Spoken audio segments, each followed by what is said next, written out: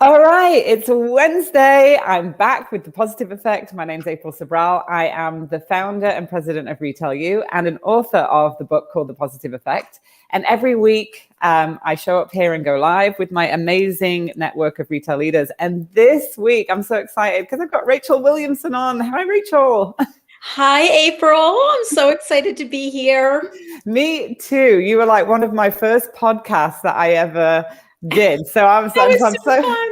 I know I'm so thrilled now to have you on my show. So I can't say I'm in eternal gratitude for you putting me on your podcast, but welcome to The Positive Effect. Thank you so much. I'm excited to be here. I can't wait to hear the things you're going to ask me. Great. So before we jump into your career story and everything about you, I'm just going to set it up. If you're joining us for the first time, welcome.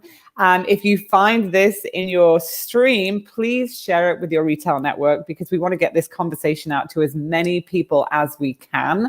And if you're joining, and you're back because you show up every week, thank you and welcome back. And as you join, just put your name in the stream in the comments. Let us know where you're coming from.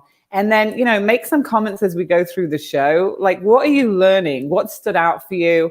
What were some insights and highlights that can really help you? Because we like to go back and read the comments afterwards and really understand, the value add. We're here to bring valuable conversations to life about retail and leadership and really talk about the positive effect of leadership and retail as a career. I'm a big advocate, like I know you are, Rachel, for having, an amazing career in retail. Huge. It's an amazing industry to work in with so many facets. So we're going to jump right in. So Rachel, tell us who you are. Tell us, I love to ask this question. Ron always asks this question, he wrote that book, right? A friend of ours, yes. Like The Accidental Career. So how did you get into retail? Was it accidental? Was it intentional? Walk us through your retail journey into it. So first I'll say something super funny, and that is every podcast I do, I bring up Ron Thurston and this whole coined phrase of accidental career, right? So that's hilarious that you brought it up. I know we're all BFFs, so that's super fun. Hi, Ron, if you're watching, wherever you are, hi. And so, yeah, it was completely accidental. So I wanted to be a prosecuting attorney. And, my mom and dad used to say, you've got the mouth for like, you're super outgoing and you are opinionated and yet you should absolutely do that. So I was pretty sure that like every bad guy in the world, I was going to put away in prison and that was going to be that. So I'm in college and I'm working in retail because came from a big family, didn't have a college fund like my daughter was fortunate enough to have. And so I worked my way through school and I was working in retail. And to be honest, I think it found me. I didn't find it.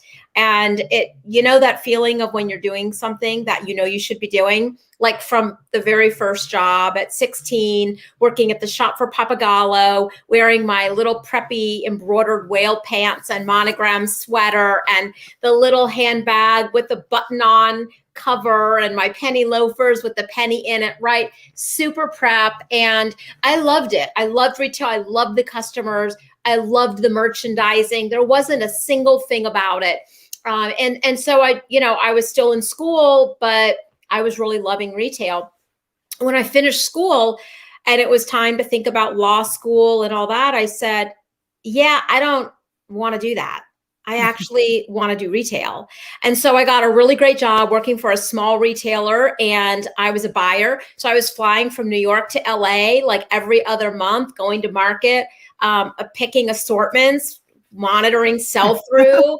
And I loved it. What was interesting was I didn't end up going that buyer path in my career. I ended up doing stores and then store operations. But I think having that well-rounded background still helped me so much. One, it gave me credibility of like what I knew. Right. And I could sit at the table with a bunch of merchants and I could kind of hold my own, right? So that was a good thing. I was grateful for it. So so fell right into it. And now it's been, 3 decades. I love it. Oh my God. I did not know that you had that buying background. Yeah. I had one experience of that early on in my career when I worked for this Italian retailer in London. And I remember picking the swatches for the iceberg jeans. And when it came into the store, I was like, oh my God, it has to sell now because I chose it. Right. And after that experience, I was like, I never want to take that on again. I will sell whatever you give me, but I don't want to be responsible for that. So I have enough respect for people that are in those buying departments, because that's a hard job. It is a hard job. And you've got, you're managing the spreadsheets, because it was spreadsheets back then, right? What is my open to buy? How many dollars do I have? I never wanted markdowns. I wanted to just sell through to the piece, right? It's so ridiculous. But we did. I was buying for a company that had a store in an airport location, as well as in shopping centers. And if something wasn't moving other places, we put it in the airport, because people traveling, they're just like, quick grab, buy it and move on. It was all men's apparel, and it was great. And I was like, I totally have an eye for men's apparel. Like, I know I can see it at the market, and I know what to buy, and I knew sizes and whatever. I loved it, but still, the niche for me was stores. And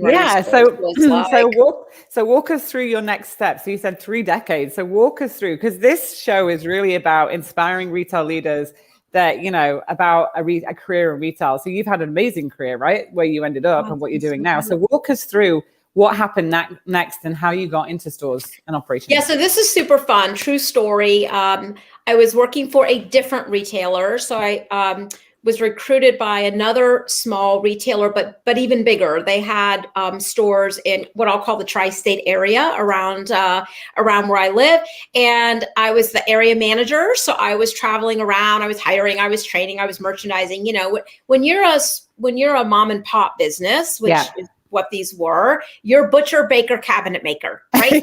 You're doing everything. There's not a visual team and, a loss prevention team. There's not all this. You are all this rolled into one, which was really cool experience. But I was in our main store here, and this guy comes in, and asking him questions, and because it's a woman's store. What you doing in here?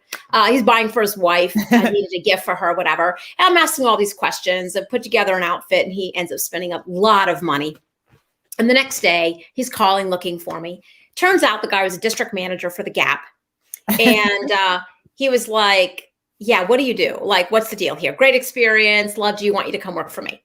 He wants me to be an assistant manager at a high volume store. I'm like, assistant manager, excuse me. First of all, no, I'm not doing that. What I loved about him and what I learned early on was titles don't matter. What matters is, what am I going to learn out of that next experience? And I was willing to pay me more than I was making. So who cares really? Right. But I had to, that was some humble pie. Like, I had to learn really quickly, like, all right, I'm going to be an assistant manager.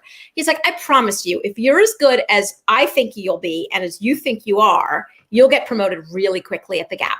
And I did, right? It was an amazing experience. And so, but that was my first foray into big box retail. So when I worked for the Gap, it was late 80s.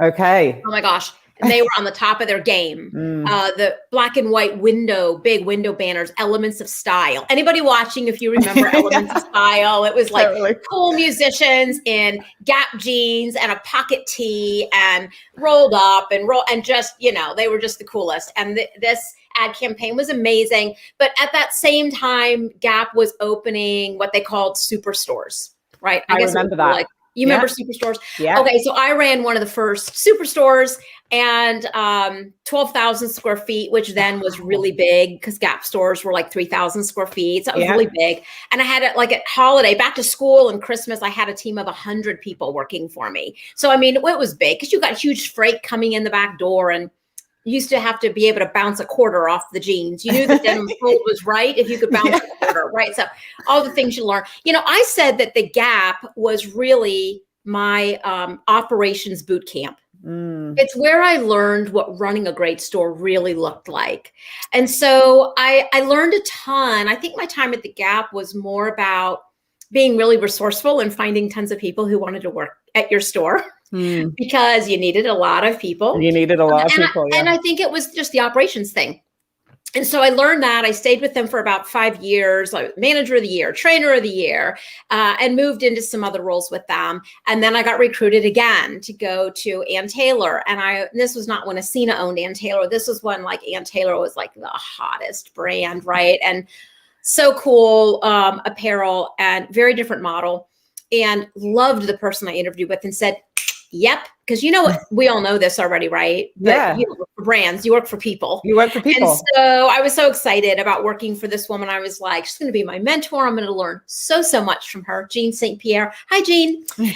Just an amazing woman. And so she hired me, and it was super cool to really help the brand continue to reinvent itself. And we opened a shoe brand, which was a test, and it was called Loft. So everybody knows Ann Taylor Loft. I did not know that was cash. Okay, but Loft used to be the shoe, like the Really? shoe. Yeah, but it was a test back in the day. And then Loft, of course, just got resurrected as this really cool younger sister, stay at home kind of mom, casual type, apparel. But it was an amazing experience. And I brought to the organization my strategic mentality around how do we take this business and how do we go into women's homes and how do we assess their wardrobe and how do we have them leave with a list of all the things they need to complete these outfits. And then we have an appointment and they come into the store and we finish all these outfits for them, and bam, they've got like a closet full of what feels like all new clothes, even though they didn't buy all new clothes. And so that kind of became a thing. Wow. And the volume was through the roof at my location. And I was overseeing a few locations, and it was super cool. And then Jean left and went to Bath and Bodyworks. And where do you think Rachel went? You followed her, because good people did. Follow good people. That's right. But I didn't follow her for 5 years, because I was pregnant with my daughter, Alexandra, who is turning 25 next month. And so I decided to stay home. Wow. And I was like, what's going to happen to my career? Oh no, I won't be able to be a district manager again. Like, they'll think I have to start all over as a store manager. And do you know what happened is that actually didn't happen. As soon as I was ready to go back to work, Jean was knocking, ready to be a DM? Got the role for you. Let's go. I love that you're sharing. I'm going to pause you for a minute. I love that you're sharing that, because that happens to a lot of women where they feel guilty about like this decision. Do I have to I want to, be a mom versus what's going to happen with my career. So thank you for sharing that. So it is possible. If you take a break, you can go back and you don't have to start again. You absolutely can. And someone might say, okay, but that was 20 years ago. It's changed. We've had COVID, we've had this. And here's what I'll say about retail. COVID has just been another interruption, maybe a more serious one, because the first time in my life, I can remember stores actually shutting down for a period. But there's always been interruptions that have caused retail to go sideways. And so to think that 2020 was the first time, no. Yeah. I can track you back the 80s, the 90s, 2000, 2008, of course, the big recession. And then the years leading up to the 2020, like there's always been something, right? Yeah. Retail is just is. And so I can tell you that I do tell that story to a lot of women who don't want to go back to work. They're not ready right away, and they want to stay home with their babies, but they think they've spent all these years building a career and they don't want to give it up. I'm like, you won't give it up though. And so that was an amazing experience. So Alexandra started kindergarten and I went back to work, and it was great. So I did a little recruiting for them, kind of got the city straightened up. There was some people shortages. And then I was a DM. I had a little market, and then they gave me the biggest market, which was amazing. And I learned a ton during my time at Bath and Bodyworks. It was probably the next most meaningful time for me as far as developing my own leadership style. I learned a ton about running great stores at the Gap and at Ann Taylor, and I got to apply my own ideas and grow businesses. But when I got to Bath and Bodyworks, you're like it's 1,600 stores, and you are one of a couple hundred district managers. And how do you differentiate yourself? How do you, I've got a whole bang thing going on. Okay, there you go. How do you learn from the best who are around you? Right. And how do you grow? And how do you do it in a way where you don't feel threatened? You rather you're humble about it, and you're like, wow, I really want to be like that district manager that just did that. Like, I really watched. And so one of the things that I learned from our leaders, both my regional manager, the zone VP, the head of stores, was you have to have this intense curiosity. Because Because when you're super curious about what's going on around you, you learn, you're absorbing, you're taking it in. And so curiosity really became just kind of something that I had to be about.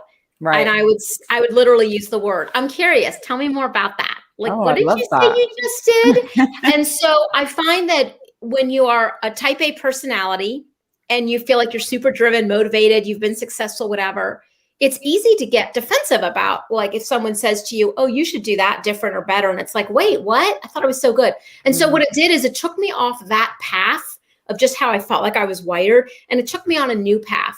And I had to actually have these little sayings like, I'm curious, tell me more about that. Like I just shared, love right? that, though, because that means that I love that, because when you're in a conversation with somebody and you actually call that out, I mean, imagine, like, I'm just like you saying it to me as a person, you're saying that to me. I would want to share everything that I'm doing, right, with you, because it makes me feel so appreciated and open to you. So I love that. That's right. And so I actually had to learn. I had to learn a few new lines like that I could practice and learn a new muscle. Not that I had to be the best. I remember my boss at Limited 2. So was at BBW, was at Victoria's Secret, went over to, I got recruited to Limited 2 to help them kind of clean up the years and years and years of that iconic brand and take it into the future. And so I had a boss there, and he came into my office one day and he said, I need to tell you something, but I'm going to ask you permission to give you this feedback. And so I'm thinking, oh, this is going to be so bad.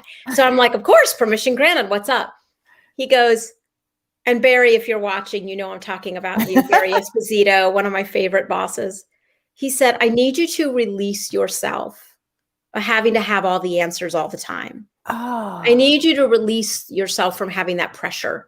And I was like, but people expect it of me. Now I'm the director of store ops. They expect me to, I sit in a meeting, they ask a question, and he goes, no, here's what you say. That's an interesting question. Let me think about that and circle back with you. I really want to make sure that I'm intentional about what I say. He goes, you don't have to be off the cuff all the time, because you just don't. And if you start to practice that, you won't feel like when you don't have, if you do have the answer, give it.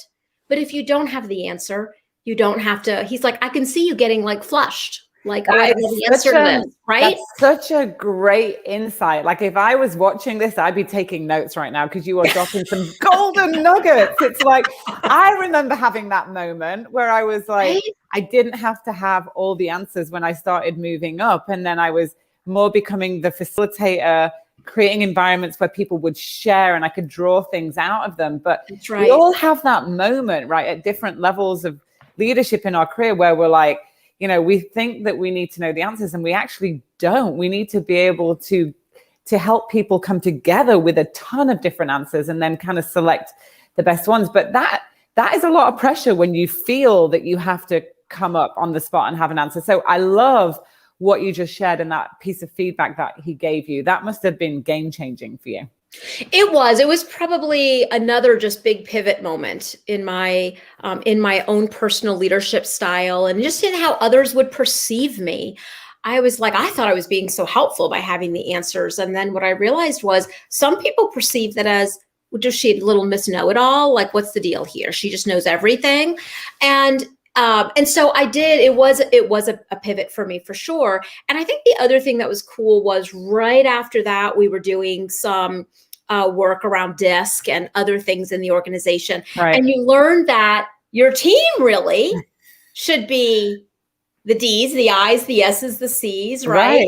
Right. Because the mix of all of our different styles and our different ways of responding to things and thinking about things helped us get to jointly a far better answer, a far better decision. That's the magic of working with a diverse team, right? 100%. Exactly. And so, you know, if I looked back, you always stop and you look back and you say, okay, what did I just learn here? I used to have a store filled with people just like Rachel. And if I could go back and redo that store, it would be a store filled like with Rachel's and April's and, right, all of us that have a different style or similar styles, different styles. But the beauty is in the mix, right? It's that melting pot thing. 100%. I remember my first multi-site role, and I remember this clearly when I was doing store visits. And I was like, I thought when I went from store manager to like DM that everybody ran a store like me. And then I went into everybody else's stores and I was like, oh man, they don't run a store like me. And my first mistake was trying to get them to run a store like me. That wasn't going to work, right? Like you were going to headbutt. It was really about helping them have the skills to make it their own and bring out the best in their team and not, like you just said, make like their store just like them, like to bring that diverse. It was such like a learning experience for me. And I remember getting that feedback, like people think that, it's all about you. And I was like, man, it's not about me, but I could totally see where that was coming from. So many lessons, but okay. Yeah. So you went from limited brands and then how did you get to Justice? Was that because you ended up as the vice president of operations for Justice, right? Yeah, I did. So Limited 2 and Justice were sister companies. Okay. They weren't owned by Limited Brands at that time. And so Limited 2 had like a higher end kiddo line, like we all know, iconic brand. Right. Justice was kind of her less expensive younger sister that came along. And what happened was in 2008, when of course the crises happened, the decision was made to close Limited 2 and allow Justice to be the singular brand. It was less expensive and what have you. So even though it was not a well-known name at that time, like Limited 2, we took a really scary leap. And of course, it ended up being quite successful. And so I actually went from being the director of store operations for Limited 2, 580 locations, to having over 1,000 locations. Wow. And I worked my way from director to AVP to VP. And it was such an incredible experience. And it was amazing to just navigate so many changes in business. And when it was happening, it was like, oh, could one more change happen? Like, this is insane. But do you know what it did? What? It prepared me for having my own business and having to build this bridge while I walked across it. In the moment when you're having experiences at work that you're scratching your head going, I don't know about this. What we don't always realize is how they're preparing us for something down the road. Oh, and so I think that in everything we're doing, good, bad, probably there's been more bad than good as of late for so many people, but there's something in that is going to help you down the road. And we just don't always see it right in that moment. So I think that's the beauty of a career in retail, right? Because you get to, I always say whenever I would talk to people that weren't in retail, and they're just like, oh, well, you just sell things, right? Like you just learn to sell things. And I'm like, no, I'm like, do way more than that. A little bit more than that. But you literally learn how to build a business, drive millions of dollars, train and develop hundreds and thousands of people, influence, impact, communicate, receive feedback, P&Ls. I mean, there is so much in a retail career that you learn. So I know that you've shared a little bit of lessons learned. You just shared some nuggets, but is there any real pivotal moments that you can kind of track back and go, this was a really good lesson learned or decision for my career that anybody watching this could really learn from? Because our goal is to share those so that people that are watching this can really learn and apply them in their own career or be inspired. Yeah, I probably say that probably the biggest thing was my most recent experience when I actually went through a layoff. Okay. And layoffs had been happening for probably the last 10 years, right? Because after 2008, companies are shifting and downsizing, and there was always that threat. And so here we go, type A personality. What do you think I'm doing? I'm going to make myself indispensable. I'm going to become an expert on so many things. There's no way they're going to be able to do without me. Whatever. And I did go a really long time like that, where I wasn't the one experiencing the situation. But then I got to a point where it was like, yeah, this whole department is shutting down, which means you can try and apply for something somewhere else, but maybe not. And so I think I learned right then what an illusion control is, right? I mean, we think we're managing our career, we're making ourselves indispensable, we're learning a ton of things, but all of that is really an illusion. You are doing those things, right? But it doesn't guarantee you right what tomorrow is, right? It just doesn't. And so that was a really big aha moment for me. And also just after, when you're in store operations, you a little bit help make sure that stores all run, like they should. Yeah. Have great experiences, all that. You're pretty buttoned up. Every I is dotted, every T is crossed. That's what I thought I got paid to do.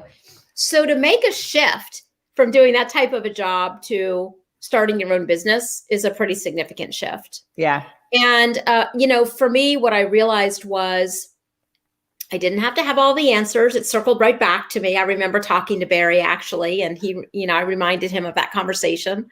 And I really just gave myself some grace to take a moment. And after being so driven and so motivated for so many years of my career, always having to do more and more, to just say, there's something better for me. And what is that going to be? And I was, reading a ton. I've always been an avid reader. I have an enormous library of leadership books. Of course, Positive Effect, it sits right there on my desk. And I look at it often for inspiration. And so for me, it was, I'm just going to step out on a limb and I'm going to do this. And it started by buying the URL for the website. It was available, and then building a website with a friend, and writing and publishing on LinkedIn and whatever. And before long, it just became a business that is now thriving. And I'm so grateful for that. But I really had to just be willing to take a step out where I was completely uncomfortable. And I had to lean into that discomfort. I no longer had the answers. I could easily fail. And so I started to just get up every day and say, what's the worst thing that can happen to me today with what I'm about to try and do? And the worst thing usually came down to pride, right? Someone's going to say, no, we don't think this is valuable, or we don't want to hire you, or whatever, fill in the blank, right? Only I wasn't getting that. Instead, I was getting, well, that's interesting. Well, that's super fun. Well, hey, do this, do that. And what I learned was I had to take my eyes off, I'm trying to build a business, and put my eyes on, I want to help people. Right. I want to make a difference in the world. It wasn't about, I want to make $1 million. It wasn't about, I want to have the biggest retail consulting firm on the planet. It was none of that. It was that I want to help two things: people that are going through layoffs, and I want to help them. I know what good resumes look like. I know what a good LinkedIn looks like. And I'm willing to be a listening ear. And I just dedicated time to just listening to people, talking, helping, building. Well, and I think that's good.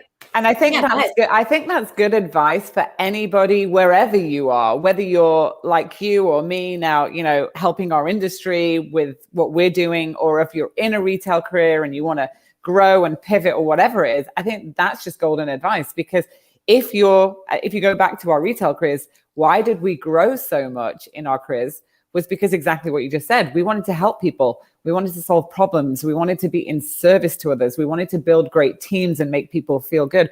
So you're doing the same thing now. It's just you're outside of the parameters of a brand and building your own brand. But why couldn't you do that? Because you've done it for such amazing organizations. I mean, 1,000 stores, Rachel, that's a huge accomplishment.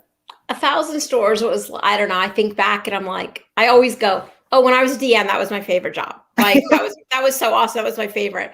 Oh, no, when I was VP of store operations and I had 1,000 stores in North America, right? And we opened Canada, and then we opened a boys brand. And I'm like, oh no, that was my favorite, right? You look back and you're like, oh no, that was great. That was great. And so I'm so blessed to have had all these great experiences that I can look back on and say, oh, those were all so great.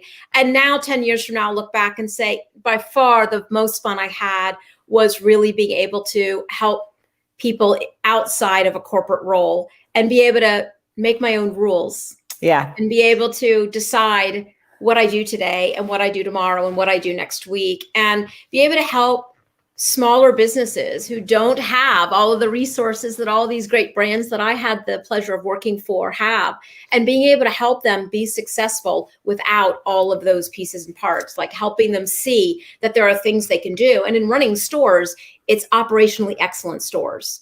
You can't have a bad leader and expect a good retail store. Oh, and that's why I am so passionate about leadership, because I can tell you from my own experience, it's like, whenever I would make whenever I would leave a leader, if I had a result that was not going the way I want it, or the customer comments or the insights were not great, and I left a leader in there for too long, because of whatever reason, we get attached to people, we want to help people, we think we can change people.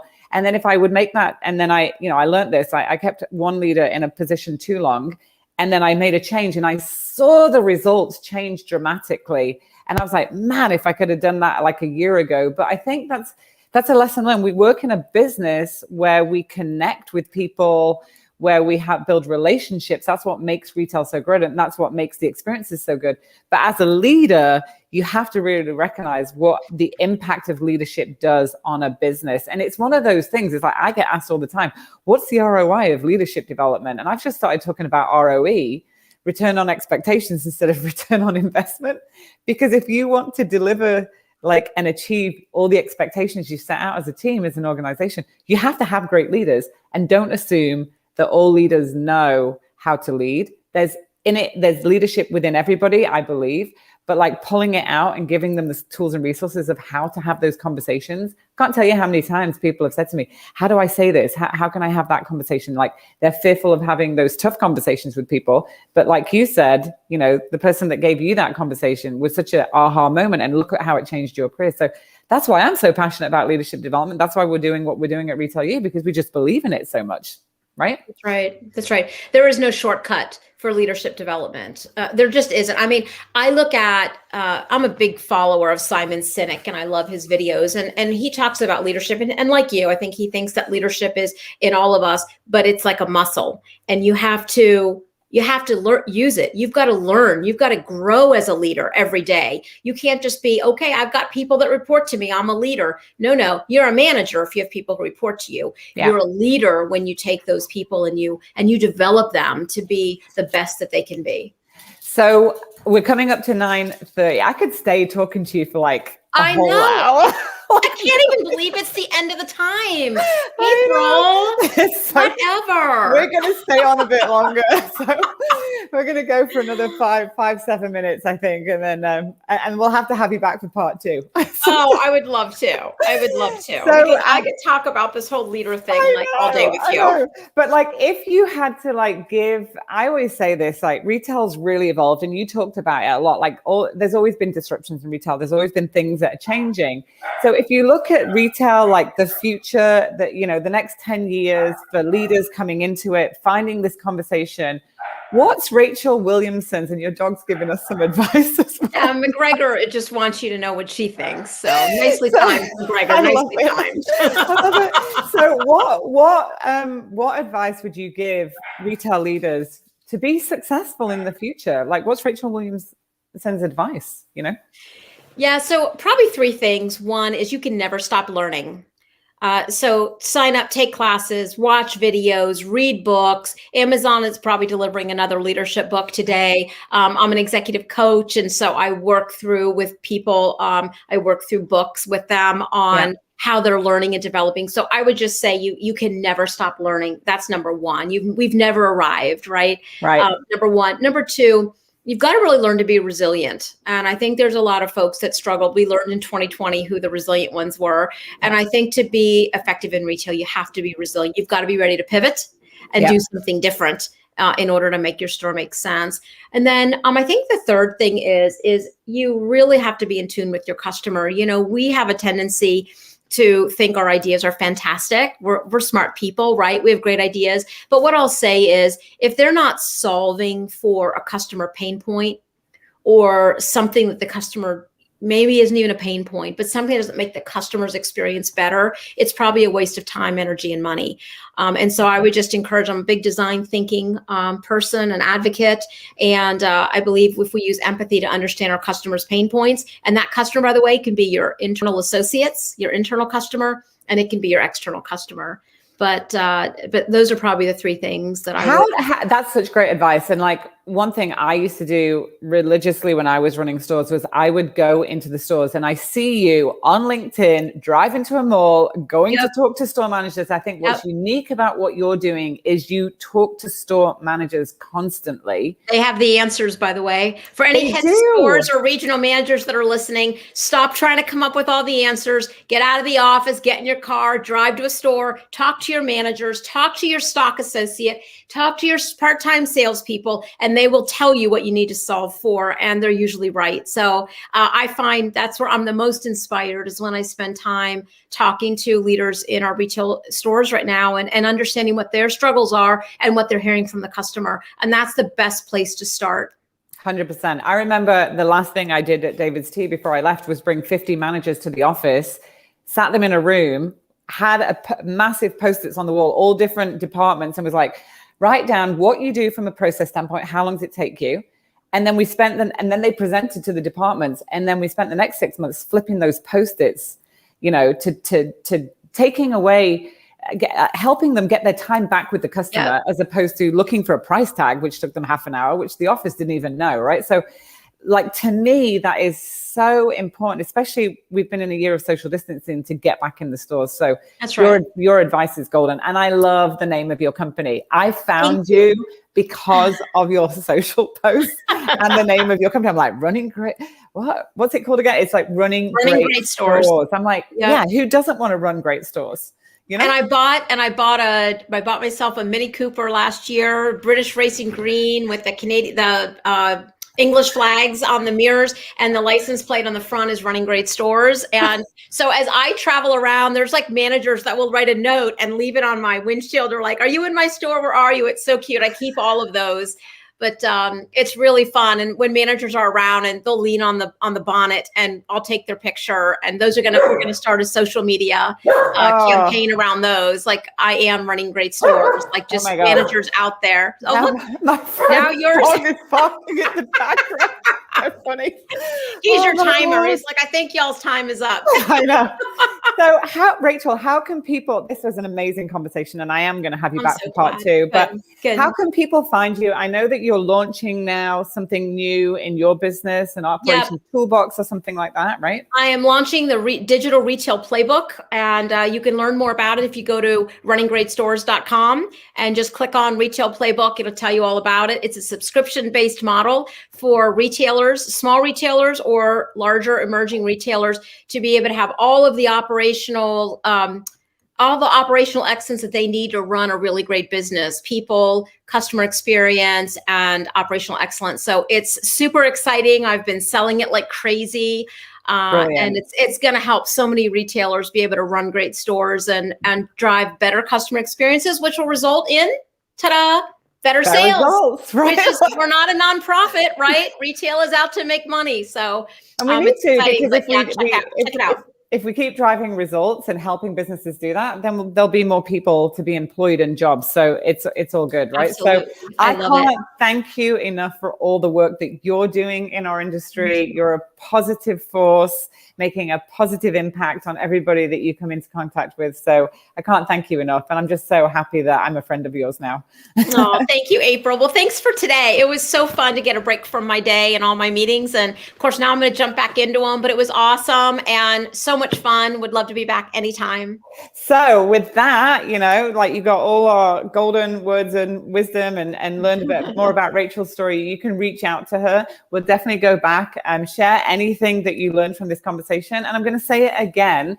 If you find this in your feed, please share it. Share it with your retail network, because these are amazing golden conversations, mentorship conversations, really, that are coming to life that have never really been on a platform like this before. So can't thank you enough. And we'll see you next week on another episode of The Positive Effect. Bye for now. Bye, Rachel. Thank you. Bye. Thanks, everyone.